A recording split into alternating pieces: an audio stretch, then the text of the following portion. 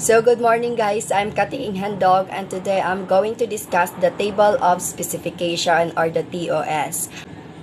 So before anything else, let us first discuss or define the table of specification, which it is a plan prepared by a classroom teacher as basis for construction. So if engineers have their blueprints in building construction, as teacher, we also have this plan. We call it the test blueprints. Di ba, no matter how small or big a house, it needs a plan. Otherwise, construction will be unorganized and weak and not reliable at all.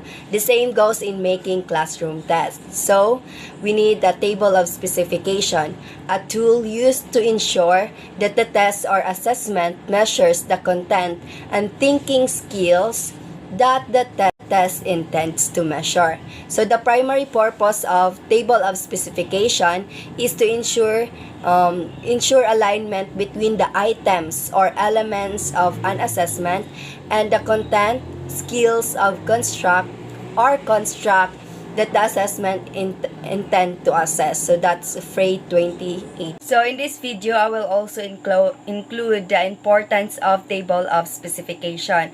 So the importance of table of specification is it ensures that a fair and representative questions appear on the test. So kung anong lesson ang maraming definitions, we have witnessed that if what is the lesson that has lots of definition, the questions will be focused on there. So for example, we have 50 items test. Almost half of it focuses on one competencies. So we measure the one competencies, but how about the other learning competencies?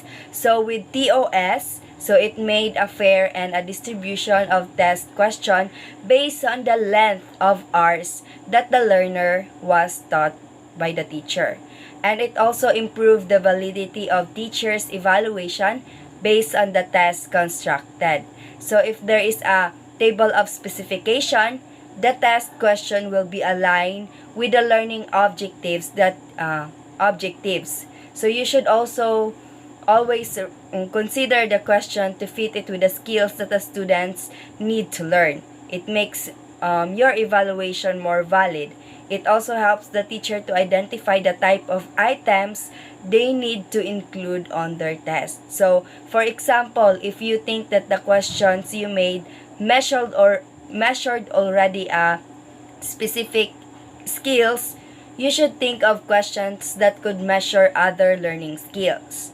And it provides the teacher with evidence that a test has content validity, which is the content validity is very important, and that it covers what should be covered. And it helps measure the lower thinking skills and higher and lower thinking skills of a student, as what I've said earlier. So question is very important since it makes the bright student distinct from the rest of the class. Although there are some instances during the exam, especially for some students, the most difficult question is that in the test can be very easy, and there are also students who will find the easiest question difficult. So that is the importance of TOS. So this is the figure 1 table of specification prototype that can be seen in the module, which it has there above the level, the objectives, the item numbers, the number, and the percent, which the level correspond to the Bloom's revised taxonomy of Anderson and Krathwohl.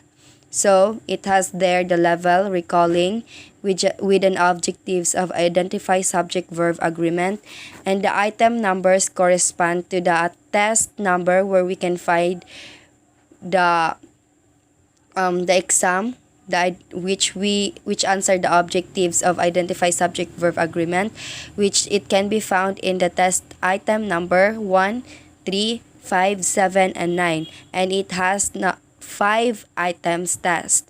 So for us to get the 14.29%, we have to divide the 5 to 35, the total of items test, and multiply it to 100, then we have the 14.29. And in understanding, the test can be seen in 2, 4, 6, 8, 10, and it has also a total of 5 test numbers. And we have to divide it to 35 again and multiply it by 100, and we have the product of 14.29%. Same with applying, analyzing, and evaluating. In creating, the test is part 2, which means it is an essay with a total items or total points of 10. Then we have to divide it to 35 and multiply it by 100. Then we have 28.57%. And if we total the 14.21 from recalling to creating, which 28.57%, then we will get the 100%, which correspond to the 35 total items of test. So this is the figure 2 table of specification in universal design for learning. So it has it uses the Bloom's taxonomy of 1956, the original, which the level is knowledge, comprehension, application, analysis, synthesis, and evaluation. And it has its own objective. The items numbers were just the same with the figure 1 that I have explained kanina. So it has the matching type kind of exam, and it has the number items of 1 to 5 where we can find the test items, and in each number it has 1 point with a total of 5 points. And the 5, we have to divide it again by 35 and multiply it to 100, then we get the 14% total. And in comprehension, just the same with the knowledge, it has multiple choice type of test and 1 to 5. So each number has 1 point with a total of 5 points, and we have to divide it again to 35 and multiply it to 100, then we get the 14% total. So in application, it has the items short answer kind of test, and the test can be found in number 2 and number 5. It has 2 points, and the test can also be found in essay test number 3, which has 3 points. And we have to multiply it to 35 and multiply it by 100, then we get the total percent of 20. Same with analysis and synthesis and evaluation, which the total of percent is 100, and that corresponds to the 35 item test that was given by the teacher.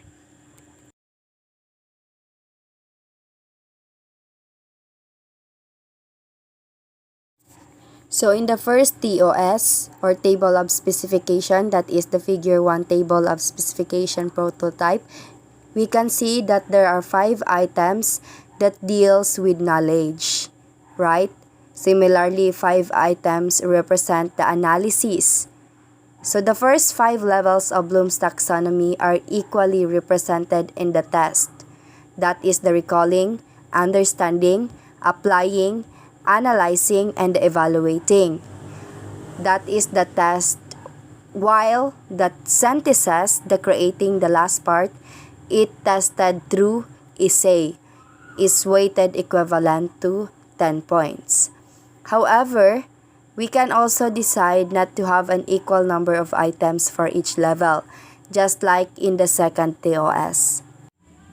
So, this is an alternate way of deciding the number of items for a topic is to base it on the time spent in class for a particular topic to cover, or session, number of session. So out of total of 20 sessions, 2 sessions were spent to cover the first topic. That is 10% of the time spent.